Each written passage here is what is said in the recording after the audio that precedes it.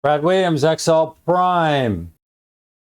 How to remove extra spaces and clean up some of the uncertain characters you may import.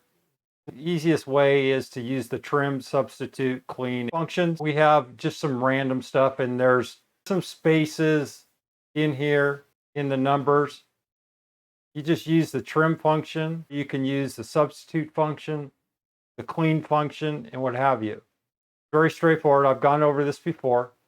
Here's a challenge. Here's some data that was imported. It's just some random stuff.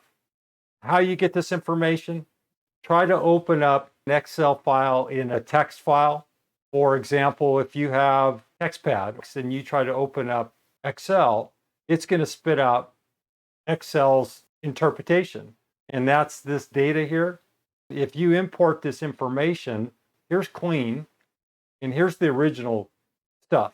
It could be a mix of what have you. The point is, clean doesn't work. Trim doesn't work, nor does trim substitute work.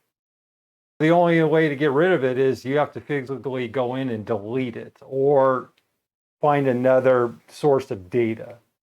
And I want to show you one more example. Let's say by chance you try to open up an Excel file, say in Note tab.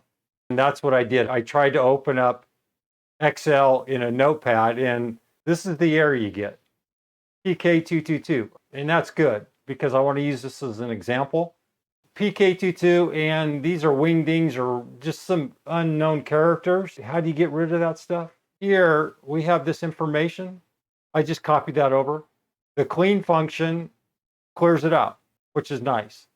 Let's see if substitute, copy, paste, and then we're going to hit D16 in characters. You can see substitute doesn't work. Trim substitute won't work, but clean works. So it's on a case-by-case basis. That's just a quick overview of some introduction to some wild characters that you may import and how to clean them up.